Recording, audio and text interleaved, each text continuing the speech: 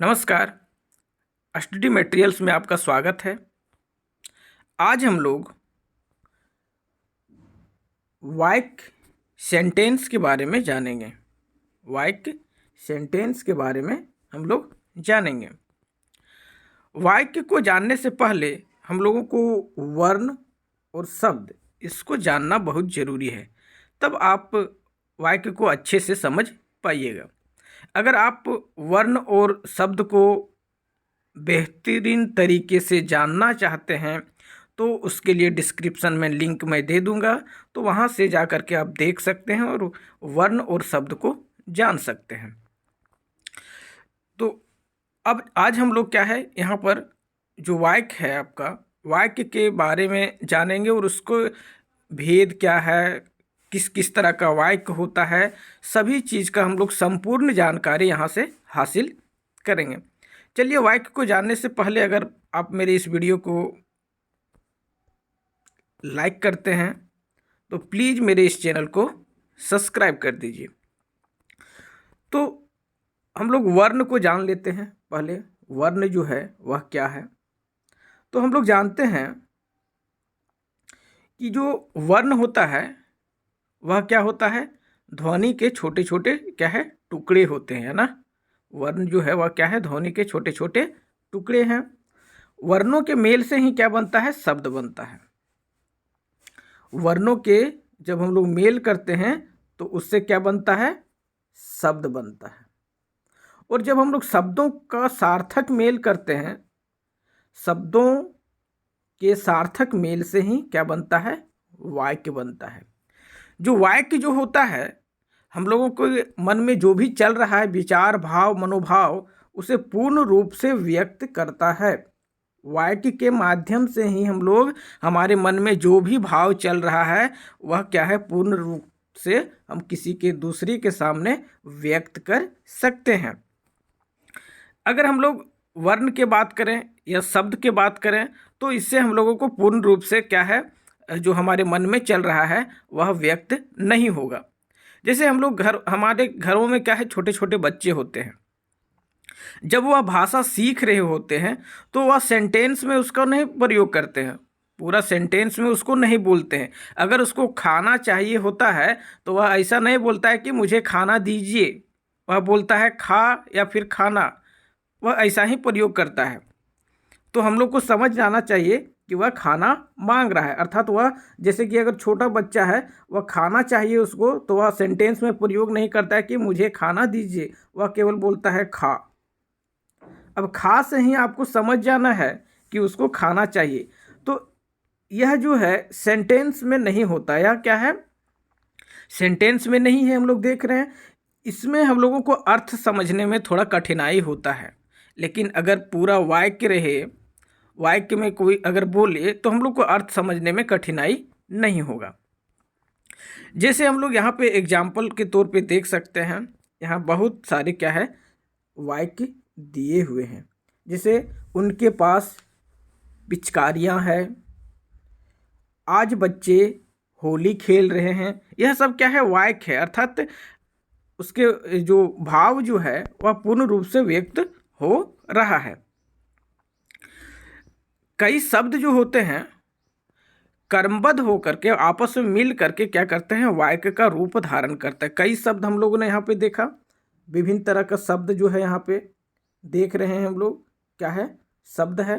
तो वह शब्द जो है कर्मबद्ध तरीके से, अर्थात उसका रूल है, मिलने का कुछ नियम है, रूल है, उसके अनुसार मिल करके वह क्या करता है, वाक्य का निर्माण करता है।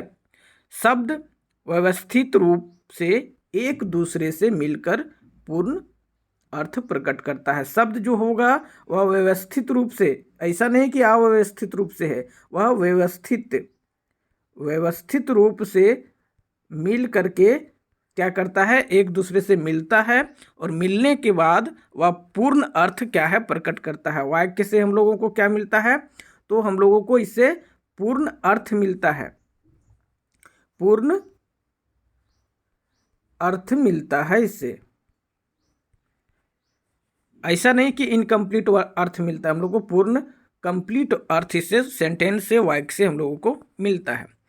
अगर हम लोग इसको अगर परिभाषा में बांधने का कोशिश करें वाक्य को, तो यह इस प्रकार होगा कि शब्दों का क्रमबद्ध समूह जो हमारे मनोभावों को पूर्ण रूप से व्यक्त करता है उसे वाक्य कहते हैं। क्या बोल रहा है? शब्दों का क्रमबद्ध, यहाँ पे शब्द का जो क्रमबद्ध तरीका से हम लोग उसको सजाए हैं, जो रूल है, नियम है, उसके अनुसार हम लोग क्या किए हैं, उसको सजाए हुए हैं। और हमारे क्या करता है, वह समूह जो होता है, या तो समूह है, समूह अर्थात ग्रुप में है, एक तो नहीं है, यहाँ पे ग्रुप में है, उसको वह क्या करता है, हमारे को मन की भावना, हमारे अंदर जो भी मन में भावना चल रहा है उसको पूर्ण रूप से क्या करता है, वह व्यक्त करता है, दूसरों के सामने व्यक्त करता है। तो उसी को हम लोग क्या सेंटेंस कहते हैं, वाक्य कहते हैं। अब वाक्य का कुछ विशेषता है, यह जान लेना हम लोगों को बहुत जरूरी है। तो फर्स्ट विशेषता इसका यह है कि वाक्य भावों या विचारों को व्यक्त करता है। अभी हम लोगों ने देखा किस प्रकार भाव और विचार को व्यक्त कर रहा था। तो वाक्य क्या करता है, भाव या विचार को क्या करता है, व्यक्त करता है। दूसरी सबसे बड़ी बात है कि वाक्यों में शब्दों का निश्चित कर्म होता है। वाक्य में शब्दों का क्या है, निश्चित एक कर्म होता है। अगर कर्म से उसको नहीं लिखेंगे तो फिर वाक्य जो है वह अटपटा हो जाएगा, वह हम लोगों को सही अर्थ नहीं देगा। उसके बाद तीसरा मुख्य विशेषता है, वाक्य में क्रिया का प्रयोग हमेशा कर्ता के बाद होता है। हम लोगों ने क्रिया और कर्ता को पढ़ा है ना। अगर आप नहीं जान रहे हैं तो डिस्क्रिप्शन में नीचे लिंक दिया हुआ है, आप वहाँ पर जा करके क्रिया वगैरह को जान सकते हैं। तो क्या बोल रहा है यहाँ पे, वाक्य में क्रिया का प्रयोग क्या है, हमेशा कर्ता के बाद होता है। पहले क्या आएगा, कर्ता होगा, उसके बाद ही क्या है, आपको क्रिया का प्रयोग करना है। ऐसा नहीं कि क्रिया का प्रयोग पहले कर दें, कर्ता का बाद में। फिर आपका कर्म का स्थान कर्ता और क्रिया के बीच में होता है। कर्म का स्थान आपका जो होगा वह कहाँ पे होगा, वह जो है पहले किसका प्रयोग होगा, कर्ता का। फिर आपका प्रयोग जो होगा वह हो जाएगा आपका कर्म का, और फिर उसके बाद आपका क्रिया का नंबर आता है। क्रिया का प्रयोग हम लोगों को करना चाहिए, तब यह एक कंप्लीट सेंटेंस, सार्थक सेंटेंस कहलाएगा। फिर है, दो कर्म होने पर गौण को मुख्य कर्म से पहले रखते हैं। अगर वाक्य जो है उसमें अगर दो कर्म है, दो कर्म होने पर क्या करते हैं, गौण को मुख्य कर्म के पहले रखते हैं। गौण को मुख्य कर्म जो होता है उसके हम लोग पहले रखते हैं। फिर आपका है, क्रिया विशेषण संबंधित क्रिया से पहले आता है। क्रिया विशेषण जो है, क्रिया विशेषण हम लोग जान चुके हैं किसको कहते हैं, वह भी अगर आप अच्छे तरीके से जानना चाहते हैं तो डिस्क्रिप्शन में उसका भी लिंक होगा, आप वहां से जान सकते हैं। तो क्रिया विशेषण संबंधित क्रिया से पहले आता है, क्रिया से पहले आएगा क्रिया विशेषण।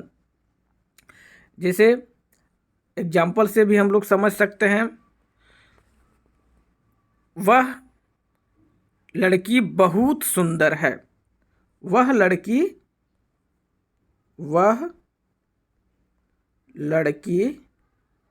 बहुत सुंदर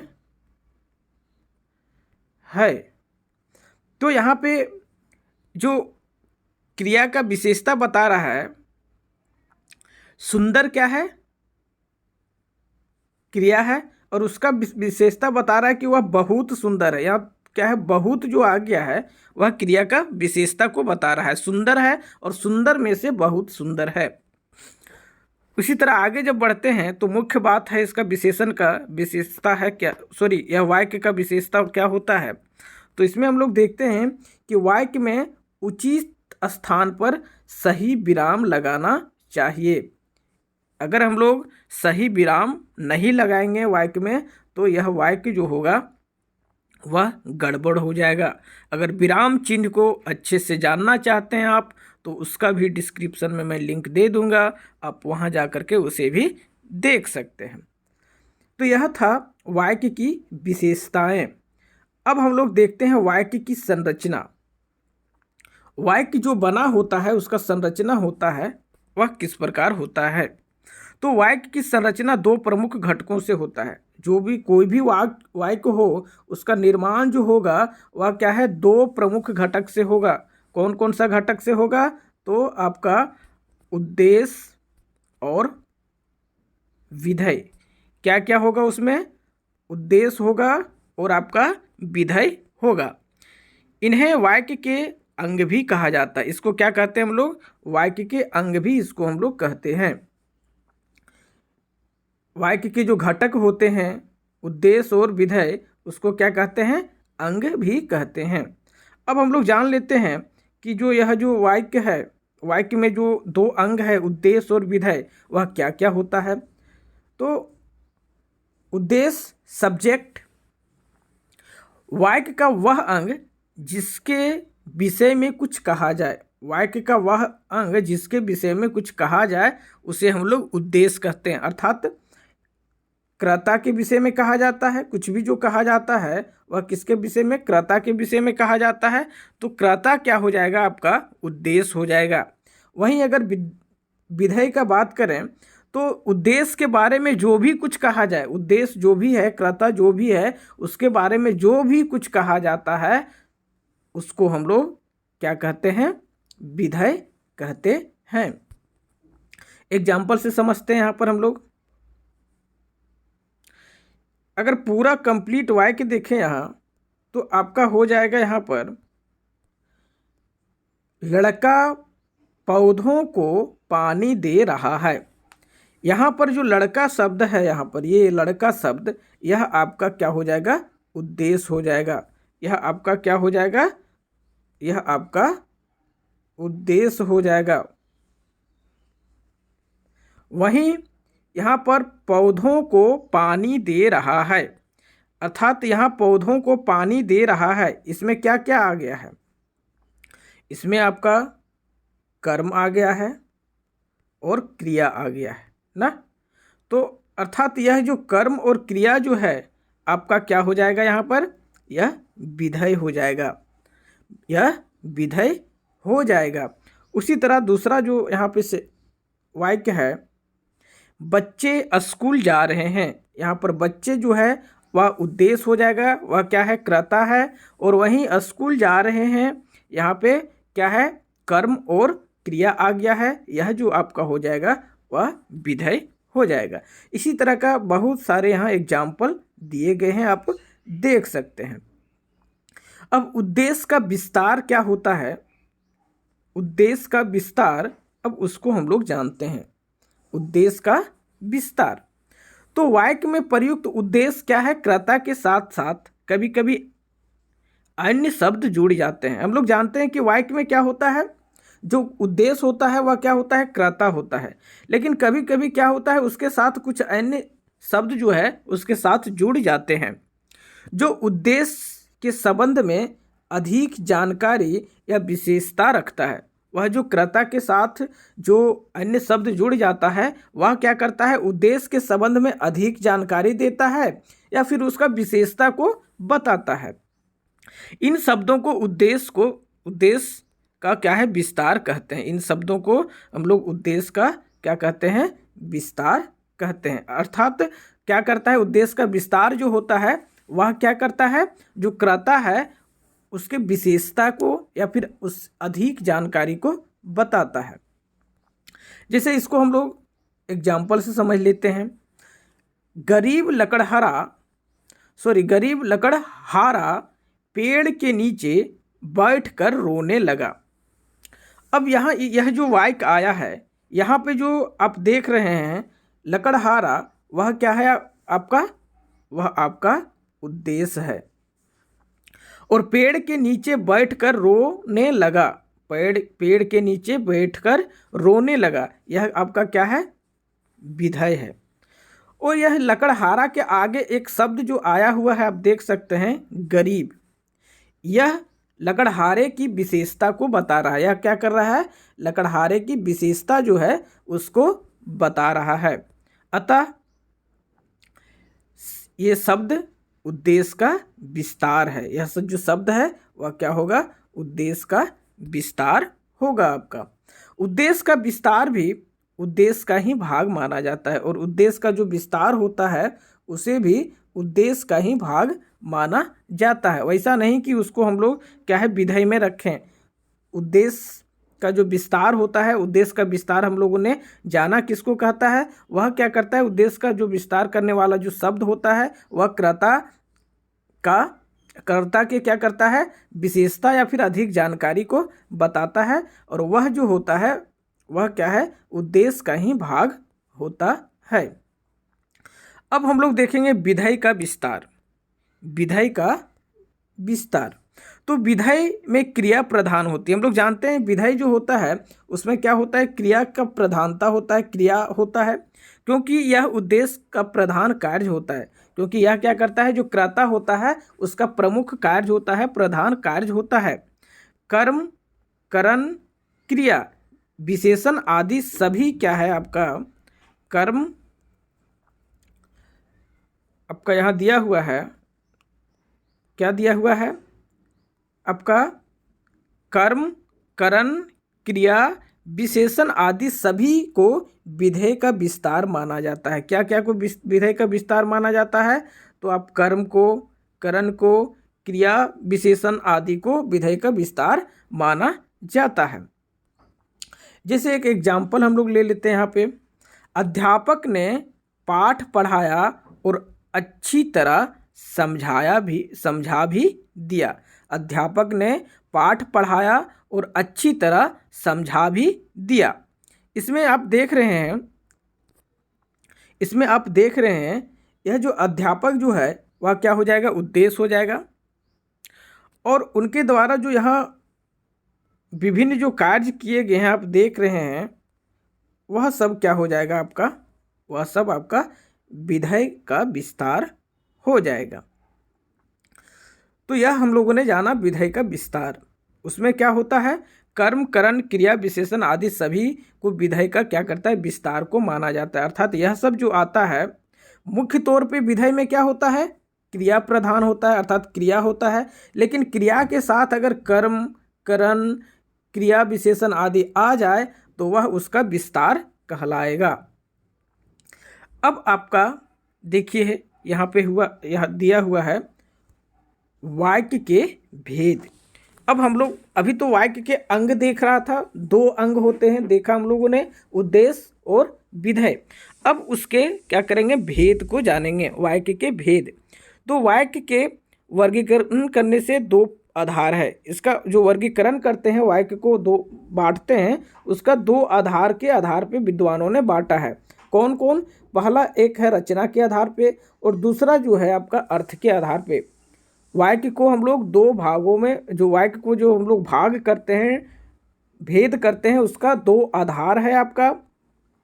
पहला एक क्या है आपका, रचना के आधार पे उसको भेद करते हैं, और दूसरा जो है आपका अर्थ के आधार पे उसका भेद करते हैं। अब रचना के आधार पे वाक्य का भेद जो होता है, अब हम लोग उसको थोड़ा सा देख लेते हैं। तो रचना के आधार पे जब बात करेंगे हम लोग, तो उसका वाक्य को हम लोग तीन भागों में बांटेंगे। उसको रचना के आधार पे वाक्य का क्या है, तीन प्रकार होते हैं। कौन कौन होता है, यहाँ बात किस पर कर रहे हैं, रचना के आधार पे। तो कौन कौन सा होता है, तो यहाँ देखिए पहला जो आपका होगा वह होगा आपका सरल वाक्य। पहला क्या हो जाएगा आपका, सरल वाक्य होगा। और यह जो सरल वाक्य होता है इसमें क्या होता है, तो ये वाक्य जिनमें केवल एक उद्देश्य, इसमें क्या होता है, केवल एक उद्देश्य होता है। ध्यान देना है यहाँ पर, केवल एक उद्देश्य होता है एवं एक विधेय होता है, और एक विधेय होता है, उसे हम लोग क्या कहते हैं, सरल वाक्य कहते हैं। सरल वाक्य जो होता है, सरल वाक्य, उसमें क्या होता है आपका, एक उद्देश्य होता है, एक वाक्य में क्या होता है, एक आपका उद्देश्य होगा, और एक ही उसमें क्या हो जाएगा, एक ही क्या होगा उसमें विधेय होगा, एक विधेय होगा। तो इसको एग्जाम्पल से हम लोग देख लेते हैं। जैसे यहाँ पे दिया हुआ है, आम पक गए हैं, आम पक गए हैं। यहाँ हम लोग देख रहे हैं आम जो है आपका क्या हो जाएगा, यह उद्देश्य हो जाएगा और एक इसके साथ विधेय जुड़ा हुआ है। तो इस तरह का सेंटेंस जो साधारण सेंटेंस होता है जिसमें एक वाक्य एक उद्देश्य हो और एक विधेय हो, वह क्या है, सरल वाक्य कहलाता है, सिंपल सेंटेंस कहलाता है। अब देखते हैं हम लोग संयुक्त वाक्य। संयुक्त वाक्य तो वे वाक्य जिसमें एक से अधिक साधारण वाक्य, क्या बोला जा रहा है यहाँ पे, ध्यान देना है, एक से अधिक क्या है, साधारण वाक्य। एक साधारण वाक्य में क्या होता है, हम लोगों ने देखा है, उसमें क्या होता है, तो उद्देश्य और विधेय क्या है, एक एक होता है। उद्देश्य और विधेय एक एक होता है।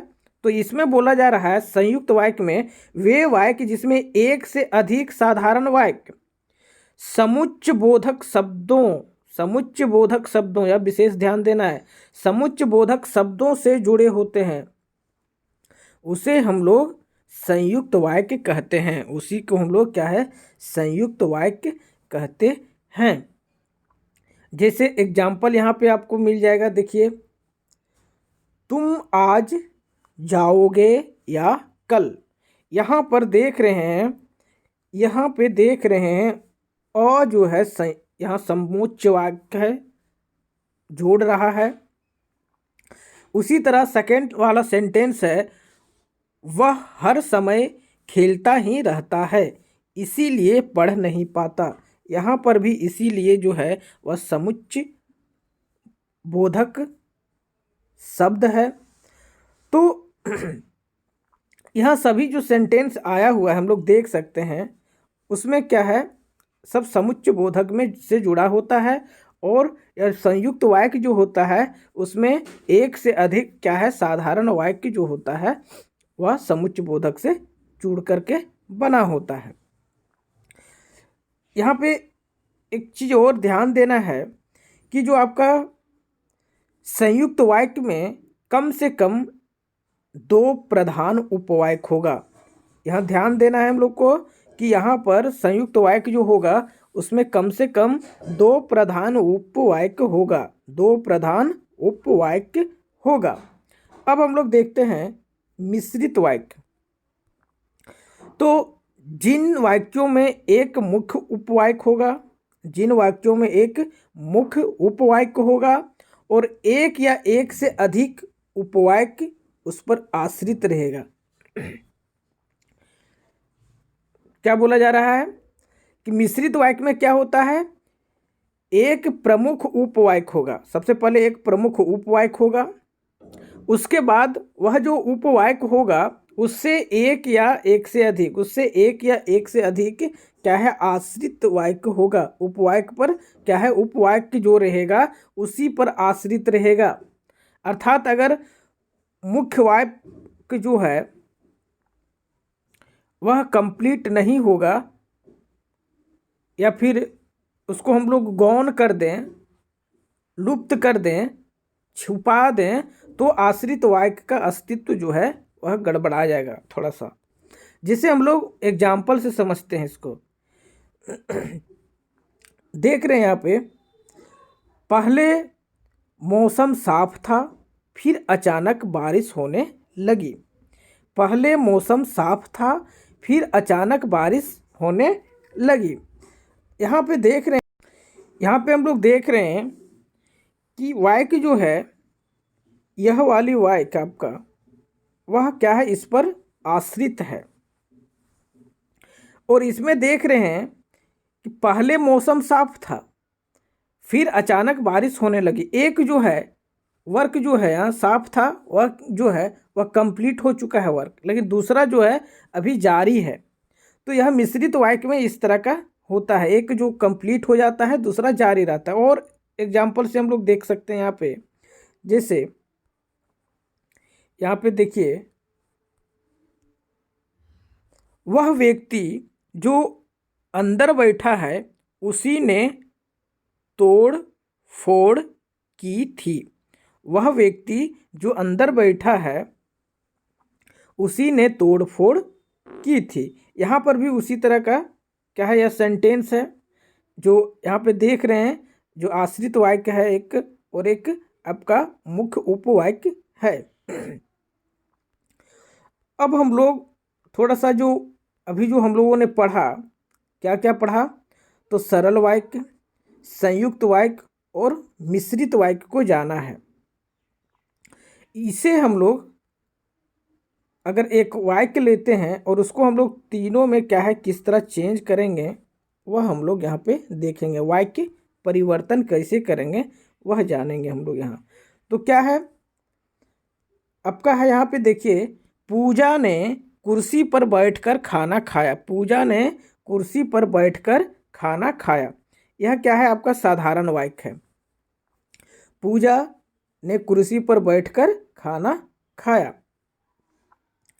तो यह क्या हो गया आपका साधारण वाक्य हो गया। यहाँ पे हम लोग देख रहे हैं कर्ता जो है आपका एक है, पूजा है। कार्य भी हुआ है, वह देख सकते हैं क्या है, खाना खाने का कार्य हुआ है यहाँ पे। लेकिन यहाँ जो है आपका कार्य दो हुआ है, लेकिन एक गौण है एक मुख्य है। मुख्य कार्य जो है आपका खाना खाना है। वहीं इसको अगर हम लोग संयुक्त वाक्य में चेंज करेंगे तो देखेंगे यहाँ पे क्या हो जाएगा, पूजा कुर्सी पर बैठी और खाना खाया। यहाँ पे देख रहे हैं हम लोग समुच्चय बोधक शब्द जो है आपका और क्या है, और उससे क्या है यह जुड़ा हुआ है। और यहाँ पे हम लोग क्या है, दो तरह का जो आपका वाक्य हो गया है। पूजा कुर्सी पर बैठी, पहला वाक्य खत्म हो रहा है, उसके बाद वो क्या किया, खाना खाया। तो इस तरह का वाक्य जो होगा आपका वह क्या हो जाएगा, संयुक्त वाक्य हो जाएगा। वहीं अगर हम लोग देखते हैं आश्रित वाक्य में इसको कैसे चेंज करेंगे, आश्रित वाक्य में तो जब पूजा कुर्सी पर बैठी, जब पूजा कुर्सी पर बैठी तो वह खाना खाने लगी, तो वह खाना खाने लगी। यहाँ पर भी देख रहे हैं एक वर्क जो है आपका कुर्सी पर बैठने वाला वह क्या है, कंप्लीट हो गया है ना। वहीं दूसरा वाक्य जो है वह क्या है, प्रारंभ हो गया है, वह अभी कार्य हो ही रहा है, खाना खाने लगी, खाना खाने का कार्य प्रारंभ है, लेकिन फर्स्ट वाक्य क्या है, कंप्लीट है। तो मिश्रित वाक्य में क्या है, इस तरह का सेंटेंस होता है।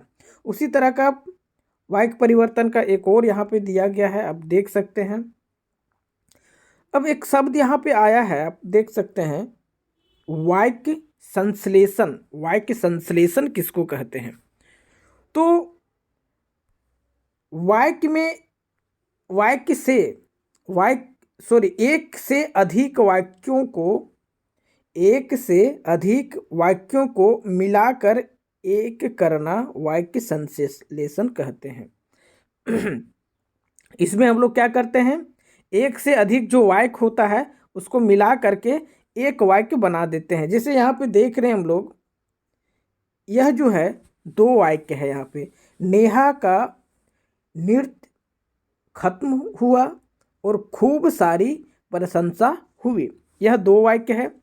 अब इसको हम लोग क्या करेंगे, संश्लेषण करेंगे, वाक्य का संश्लेषण करेंगे, अर्थात उसको एक वाक्य में चेंज कर देंगे। किस तरह करते हैं देखते हैं। अगर सरल वाक्य उसको बनाना है तो हम लोग इस तरह बनाएंगे, जैसे नेहा का नृत्य खत्म होते ही खूब प्रशंसा हुई, सरल वाक्य बन गया। वहीं अगर देखते हैं संयुक्त वाक्य, तो नेहा का नृत्य खत्म हुआ और खूब प्रशंसा हुई, यह हो जाएगा आपका संयुक्त वाक्य। वहीं मिश्रित वाक्य का बात करें तो मिश्रित वाक्य में होगा, जैसे ही नेहा का नृत्य समाप्त हुई वैसे ही उनकी खूब प्रशंसा होने लगी, तो यह हो जाएगा आपका मिश्रित वाक्य। इसी तरह का एक और एग्जाम्पल यहाँ पे दिया गया है, देख सकते हैं आप। अब हम लोग देखेंगे अर्थ के आधार पर शब्द भेद। अभी हम लोगों ने क्या देखा था, तो रचना के आधार पे, अभी हम लोगों ने रचना के आधार पर देखा। रचना के आधार पर शब्द को कितने भेद किए गए हैं, तो 3 भेद किए गए हैं, सरल, संयुक्त और मिश्रित। अब हम लोग देखेंगे अर्थ के आधार पे। अर्थ के आधार पे इसका जो भेद किया गया है, शब्द का जो भेद किया गया है, अब हम लोग उसको देखेंगे। तो अर्थ के आधार पे शब्द को क्या है, 8 भागों में बांटा गया है। कितने भागों में, 8 भागों में। ध्यान रखना है, अर्थ के आधार पे शब्दों को 8 भागों में बांटा गया है। वहीं रचना के आधार पे क्या है, कितने भागों में बांटा गया है, तो 3 भागों में बांटा गया है। 3 भागों में रचना के आधार पे, और अर्थ के आधार पे क्या है, तो 8 भागों में, 8 भागों में बांटा गया है। अब 8 भाग कौन कौन सा है, तो सबसे पहले होता है आपका विधानवाचक। सबसे पहले क्या हो जाएगा आपका, विधानवाचक। यह क्या होता है, तो जिन वाक्यों में आपका क्रिया के करने या होने का सामान्य कथन हो, जिन वाक्यों में क्रिया का करने या होने का क्या है, सामान्य कथन हो, उसको हम लोग विधानवाचक कहते हैं। इसमें लाग लपेट के साथ नहीं होता है, एकदम साधारण सा वाक्य होता है। जैसे ताजमहल आगरा में है, साधारण वाक्य है, ताजमहल आगरा में है। अब हम लोग देखते हैं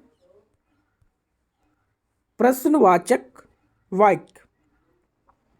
वे वाक्य जिसमें प्रश्न किया जाता है, वे वाक्य जिसमें क्या है, प्रश्न किया जाता है, उसको हम लोग क्या है, प्रश्नवाचक वाक्य कहते हैं। इन्हें प्रश्नवाचक वाक्य हम लोग कहते हैं। जैसे यहाँ पे देख सकते हैं, मृतक से कितने लोग प्रभावित हुए, सॉरी, भूकंप से कितने लोग प्रभावित हुए, या फिर मृदुल किससे मिला था। इस तरह का वाक्य जो हम लोग देख रहे हैं, यह प्रश्नवाचक वाक्य होगा। वहीं इसमें आपका निषेधवाचक वाक्य भी आएगा। तो यह क्या होता है, तो वे वाक्य जिसमें क्रिया के ना होने, या इसमें क्या होता है, क्रिया के ना होने या ना करने का पता चलता है, नहीं का पता चलता है, ना का पता चलता है इसमें, तो उसको हम लोग निषेधवाचक कहते हैं। जैसे एग्जाम्पल यहाँ पे दिए हुए हैं, आदिति ने नृत्य नहीं किया, प्रियंका झूठ नहीं बोली। सब जगह हम लोग देख रहे हैं क्या है, नहीं नहीं है, आप देख सकते हैं। तो निषेध अर्थात नहीं का, ना होने का, क्रिया का ना होने का बोध करता है। 4 नंबर में आपका है संकेतवाचक वाक्य। यह क्या होता है, तो जिन वाक्यों में एक क्रिया का होना दूसरी क्रिया पर निर्भर करता है। संकेतवाचक में क्या होता है, एक क्रिया, जिस वाक्य में क्या है, एक क्रिया का होना दूसरे क्रिया पर निर्भर करता है, दूसरे क्रिया पर निर्भर करेगा, उसे हम लोग संकेतवाचक कहेंगे। जैसे एक एग्जाम्पल ले लेते हैं, जल्दी चलते तो बस ना छूटती, जल्दी चलते तो बस ना छूटती। एक जो है क्रिया दूसरे पर निर्भर कर रहा है, निर्भर है। उसी तरह अन्य सेंटेंस यहाँ पे दिए हुए हैं, अब देख सकते हैं, वर्षा ना होने के कारण फसल खराब हो गई। अगर वर्षा अच्छी होती तो फसल अच्छा होता। तो एक क्रिया जो है दूसरे पर निर्भर है। अब 5वां नंबर में आपका दिया गया है आज्ञावाचक वाक्य। आज्ञावाचक वाक्य, इसमें क्या होता है, जिन वाक्यों में किसी बात या कार्य के लिए आज्ञा, प्रार्थना या उपदेश का भाव हो। आज्ञावाचक में क्या हो जाएगा, इस वाक्य में क्या होगा, आज्ञा, प्रार्थना या उपदेश का भाव हो, उसे हम लोग क्या है, आज्ञावाचक कहेंगे। यहाँ पे इस एग्जाम्पल दिए गए हैं, जैसे चुपचाप खड़े रहो, आज्ञा दे रहे हैं, चुपचाप खड़े रहो। आप मेरे साथ चलिए, आज्ञा दे रहे हैं हम लोग। अब यहाँ पे 6 नंबर में है आपका संदेहवाचक वाक्य। संदेह, अर्थात जिन वाक्यों से संदेह या संभावना प्रकट हो, संदेह या संभावना प्रकट हो, उन्हें हम लोग संदेहवाचक वाक्य कहते हैं। एक था संकेतवाचक वाक्य, इसमें क्या हो रहा था, क्रिया जो है एक क्रिया का होना दूसरे पर निर्भर कर रहा था। लेकिन संदेहवाचक वाक्य में क्या होता है, इसमें क्या है, संदेह प्रकट होता है, संदेह या संभावना प्रकट किया जाता है। इसको हम लोग एग्जाम्पल से समझते हैं। शायद आज वर्षा होगी, शायद आज वर्षा होगी, संदेह जता रहे हैं। फिर है आपका इच्छावाचक वाक्य, इसमें क्या होता है, तो इसमें इच्छा,